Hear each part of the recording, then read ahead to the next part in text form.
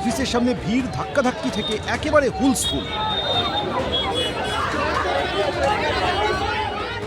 উত্তেজিত জনতার বুকে চোর চোর স্লোগান। পরিস্থিতি নিয়ন্ত্রণে আনতে লাঠি উঁচিয়ে তাড়া করতে দেখা গেল কেন্দ্রীয় বাহিনীকে। শুক্রবার ভর সন্ধে এমন ছবি দেখা যায় বাঘাযতীনে তৃণমূল কাউন্সিলর মিতালি বন্দ্যোপাধ্যায়ের অফিসের সামনে। এবার তৃণমূল কাউন্সিলরের বিরুদ্ধে মারাত্মক অভিযোগ আনলেন যাদবপুরের বিজেপি বিধায়ক শর্বরী মুখোপাধ্যায়। এলাকায় বেআইনি নির্মাণে মদত সহ পাট্টা দেওয়ার নামে মোটা টাকা আদায়ের অভিযোগ করে নেতাজিনগর থানায় নালিশ ঠুকলেন বিজেপি বিধায়ক। এমনকি স্থানীয় বাসিন্দাদের করা পাট্টার আবেদনপত্র পুড়িয়ে ফেলার চক্রান্ত করা হচ্ছিল বলেও অভিযোগ করেছেন যাদবপুরের বিজেপি বিধায়ক।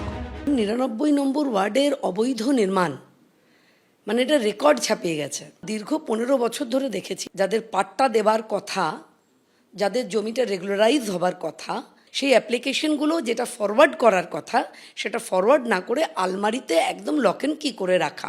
আমাদের কাছে তথ্য ছিল সেগুলোকে পুড়িয়ে ফেলার চক্রান্ত হচ্ছিল যাতে কোনো রেকর্ড না থাকে। পাট্টা না দিয়ে অবৈধ নির্মাণ, একতলাটাকে দোতলা করে দেওয়া, দোতলাটাকে তিনতলা করে দেওয়া এবং সেইটা টাকার বিনিময়ে করা। যদিও বেআইনি নির্মাণে মদত দেওয়া সহ তার বিরুদ্ধে ওঠা যাবতীয় অভিযোগ অস্বীকার করেছেন তৃণমূল কাউন্সিলর মিতালি বন্দ্যোপাধ্যায়। 2010 সালে যখন আমি এই 99 ওয়ার্ডের কাউন্সিলর হই, তখন মনীশ গুপ্ত বিদ্যুৎ মন্ত্রী এবং যাদবপুরের বিধায়ক, ওনার মাধ্যমে আমি 74টা দলিল, নিঃস্বার্থ দলিল দিয়েছিলাম।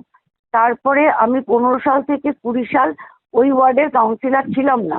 সেই সময়টা ছিল আরএসপির কাউন্সিলর এবং ওখানে যারা কলোনি কমিটি করতো তাদের মাধ্যমে দলিল দেওয়া নেওয়া হয়েছে। সর্বব্য মিথ্যে কথা।